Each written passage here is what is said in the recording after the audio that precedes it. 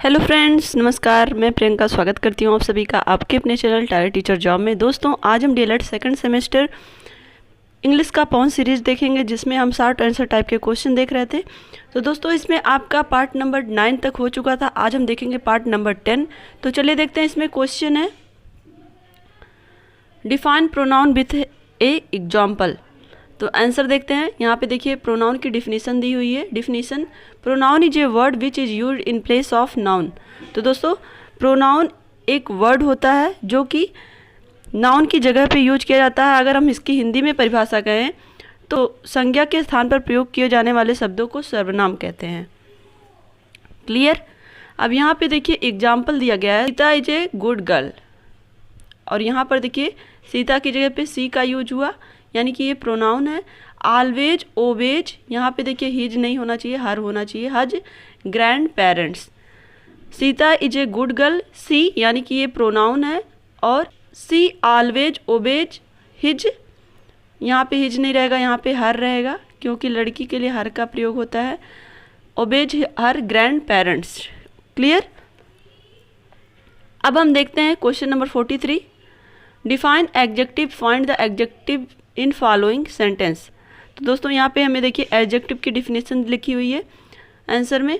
Adjective is a word which describe quality, quantity, number and serial of noun और pronoun. तो दोस्तों, यहाँ पर संज्ञा और सर्वनाम की विशेषता बताने वाले शब्दों को विशेषण कहते हैं। यहाँ पे देखिए ये क्वालिटी, क्वांटिटी, नंबर और सीरियल को डिस्क्राइब करता है।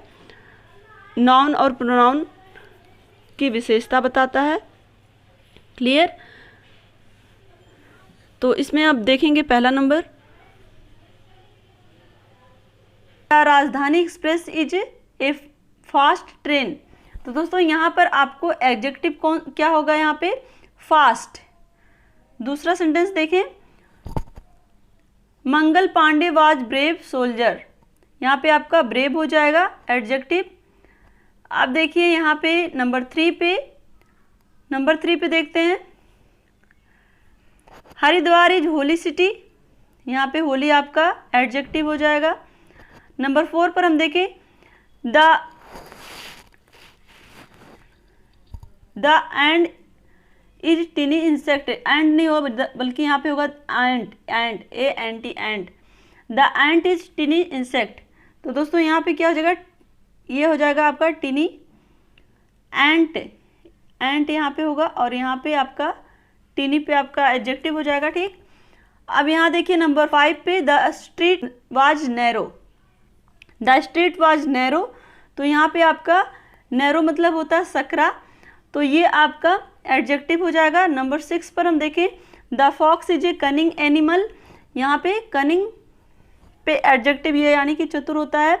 नंबर 7 पर हम देखें, ऑलवेज ड्रिंक प्योर वाटर। यहाँ पे आपका प्योर यानी कि शुद्ध, ये आपका एडजेक्टिव हो जाएगा। नंबर 8 पर हम देखें, ए ईयर इज 12 मंथ्स। तो यहाँ पे आपका 12 एडजेक्टिव होगा। और अब यहाँ पे हम देखें 9 पर, the class was very quite. यहाँ पे क्वाइट, कक्षा बहुत ही शांत थी। और यहाँ पे नंबर 10 पर है, the sun is made up of hot gases. The sun is made up of hot gases. तो दोस्तों, यहाँ पर हॉट जो होगा वो एडजेक्टिव हो जाएगा। क्लियर। यहाँ पे देखिए आंसर भी सबका दिया हुआ है। अब हम देखते हैं यहाँ पे क्वेश्चन नंबर 44। क्वेश्चन नंबर 44 है, right the types of sentences. तो दोस्तों, यहाँ पर हमें सेंटेंसेस कितने टाइप के होते हैं इसके बारे में बताना है। यहाँ पे देखिए बहुत ही अच्छा है कि यहाँ पे आपको सामने इसके एग्जाम्पल भी लिखे मिल रहे हैं, जिससे आपको एकदम क्लियर हो जाएगा। There are 5 kinds of sentences. Number 1 है असर्टिव सेंटेंस। यहाँ पे देखिए assertive sentence, Mister Singh is a teacher. इसमें देखिए दो उदाहरण दिए हुए हैं। मिस्टर सिंह एक टीचर है, और देखिए यहाँ पे mister Singh is not a teacher. तो एक तरह से यहाँ पे देखिए असर्टिव सेंटेंस दोनों ही हैं।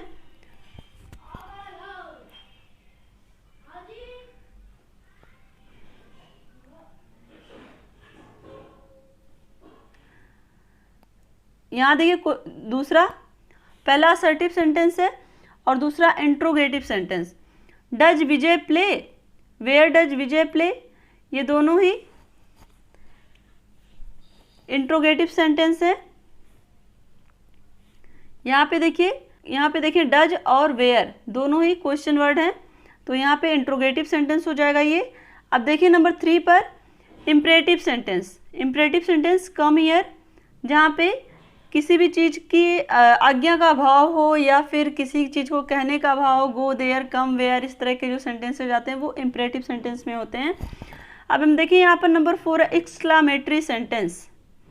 एक्सक्लामेटरी सेंटेंस की सबसे महत्वपूर्ण पहचान जानते हैं, इसका जो ये साइन होता है इस तरह का, नीचे पॉइंट लगा होता है, ये होता है how beautiful is the summer.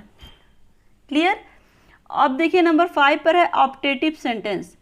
Optative sentence में गॉड ब्लेस यू, इस तरह का जहाँ पे भाव हो, जहाँ पे किसी को आशीर्वाद देने की बात आए, वहाँ पे ऑप्टेटिव सेंटेंस का यूज होता है।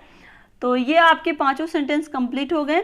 आप इस तरह से याद करिए, असर्टिव, इंट्रोगेटिव, इम्परेटिव, एक्सक्लामेटरी और ऑप्टेटिव।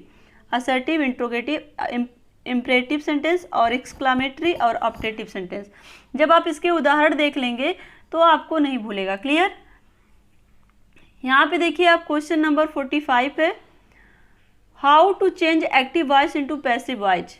तो दोस्तों किस तरह से एक्टिव वॉइस को पैसिव वॉइस में चेंज किया जाता है, उसके क्या रूल्स होते हैं, उसके बारे में हमें यहाँ लिखना है। तो these followings rules are helping for change active voice into passive voice. तो दोस्तों यहाँ पे देखिए पहला रूल क्या कह रहा है, सब्जेक्ट चेंज इनटू ऑब्जेक्ट।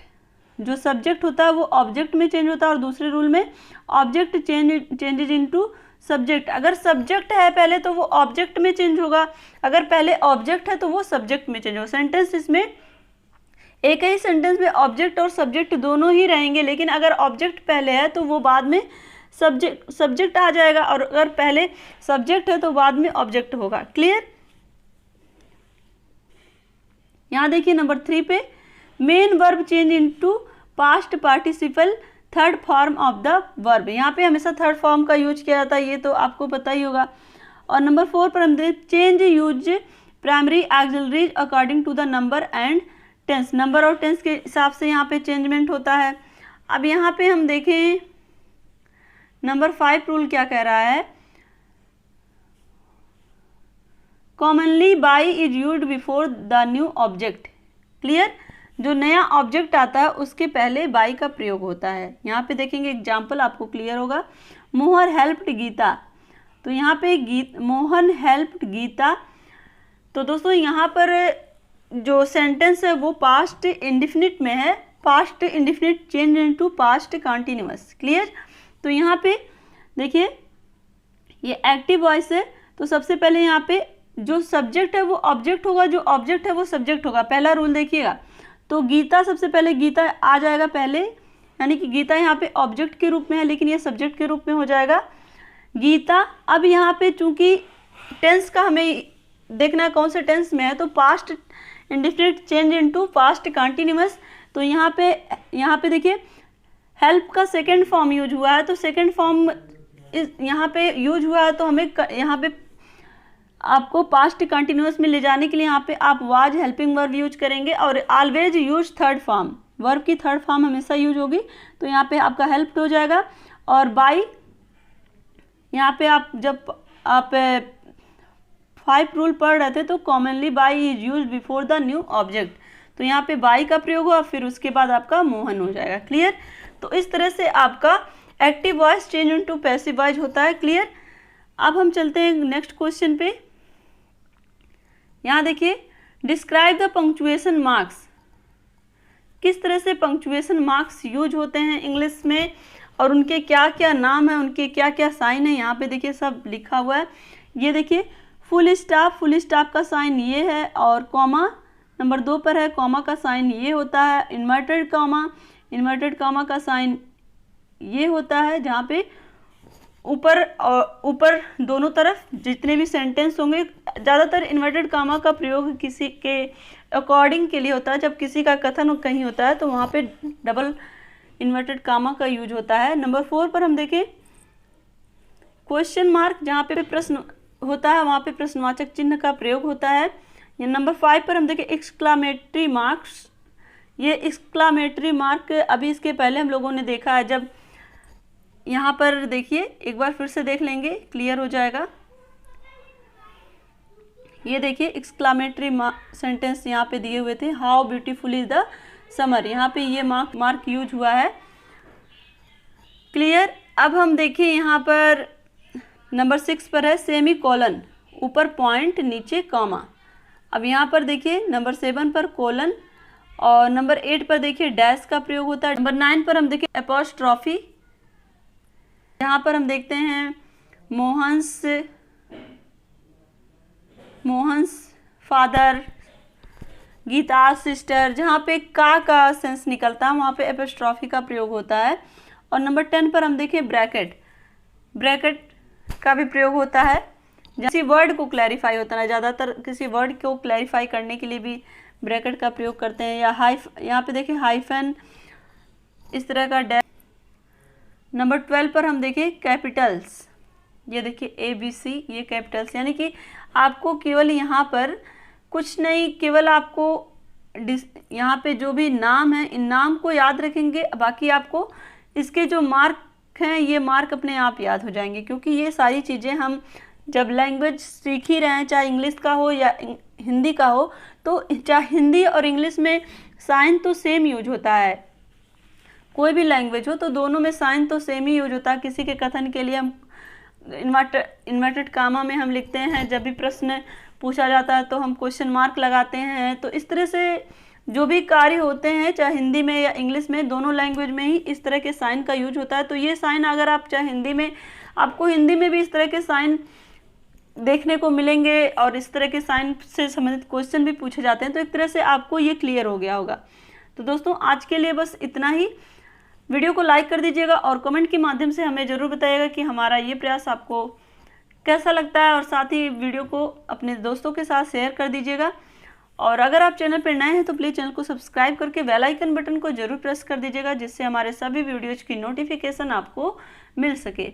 तो दोस्तों इसी तरह से आप अपनी मेहनत जारी रखिए, अपना ध्यान रखिए, अपनों का ध्यान रखिए, और हमसे जुड़ने के लिए थैंक यू सो मच। जय हिंद।